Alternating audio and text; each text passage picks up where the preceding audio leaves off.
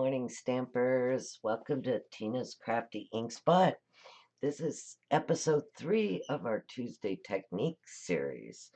I wanted to get together and put together several techniques. I have hundreds in my repertoire of things. I even sell one set of them that is my technique ring. There's over 50 in here.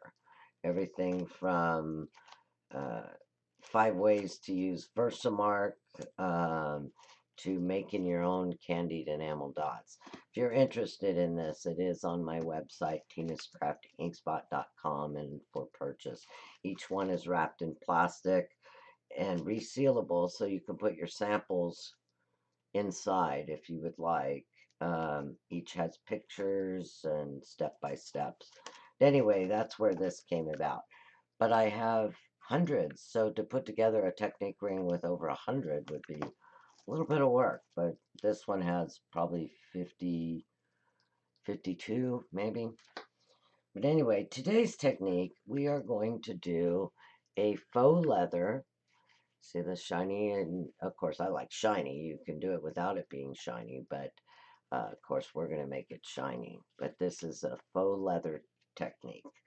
Here it is without anything on it, so you can see it a little better. It's got a lot of nice texture to it. You know, kind of like leather has that feel to it. So the first thing you're going to do is you're going to run out to your husband's workshop or your significant other's workshop and steal yourself some masking tape. Just regular, standard masking tape. The fawn colored. You want the fawn colored. There are masking tapes out there that are blue and green and so on and so forth, which I use quite a bit in crafting. But so go steal that. Then bring out your soft suede ink and a sponge dauber. You'll need some Versamark and some clear embossing powder. So let's jump right in. We're going to start this sheet I have at 3 3/4 by 5. This one was the regular 4 by 5 1/4, but I want to add another mat to this. I'm thinking I want it a little bit smaller, and I want to add a black mat between the browns and see how that pulls out my horse a little bit. Stamp set we're using today is called Country Road. It's got these fun country stamps in it with a star and the weather vane.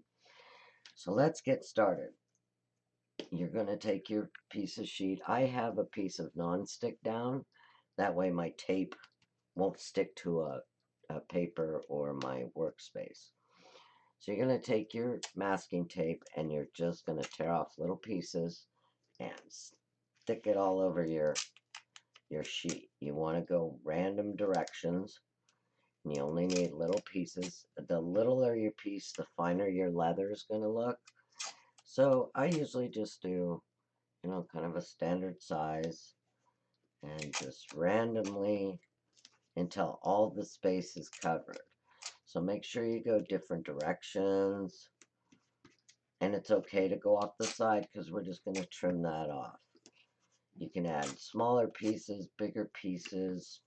There's no rhyme or reason. Leather doesn't have, you know, any set pattern in it. So for the sake of film, I have sped up this process for you and completed one. And so as you see, it's just all several directions. And with the tape overlapping, it adds its own color texture to it. You could almost use this just as it is. That's a really pretty background you might want to use for subtle. But we're going to step it up. We're going to take our soft suede ink and we are going to sponge it. And when you do that, it's going to accent the tape lines.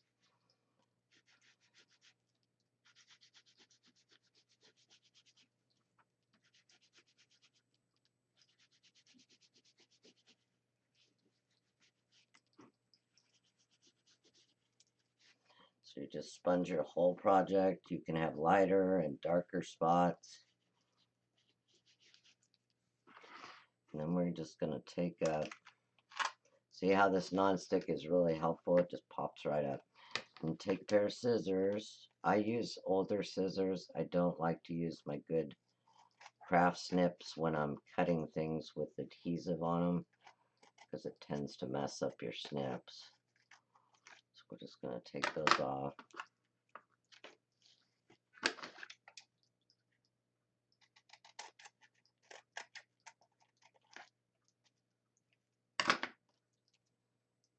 And the tape is sticking to me.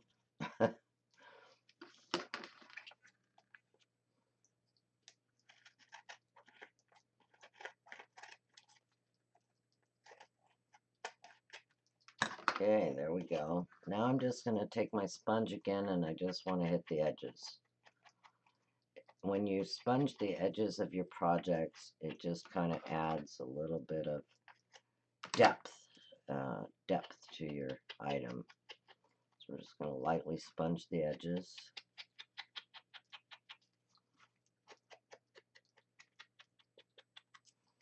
Okay. Now I'm going to hit this with my heat tool just to make sure the ink is dry before I put my Versamark pad to it. Just keeps me from getting my Versamark pad all icky. Just make sure our ink is dry.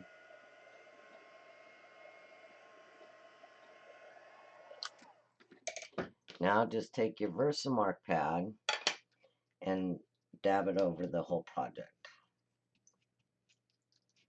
You can drag it a little to make sure you get in all the little cracks.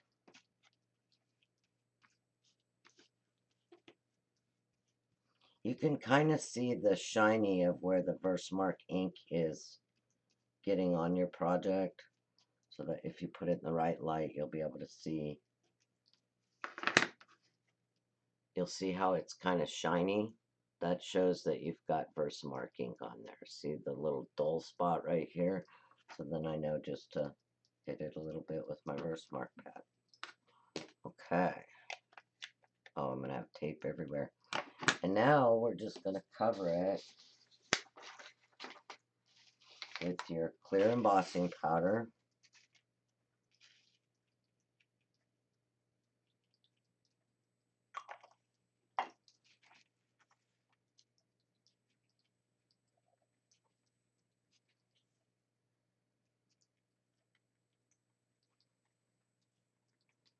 Tap it off.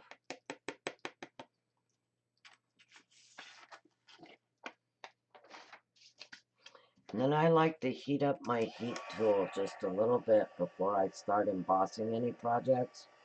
When you heat up your heat tool prior to hitting your project, you avoid the chance of scorching your embossing. Some people, if you hold it on one spot too long, it'll scorch it.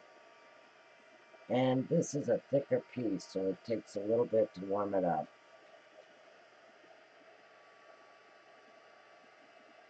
And watch how it changes, how dynamic the ink color is when you add the clear to it.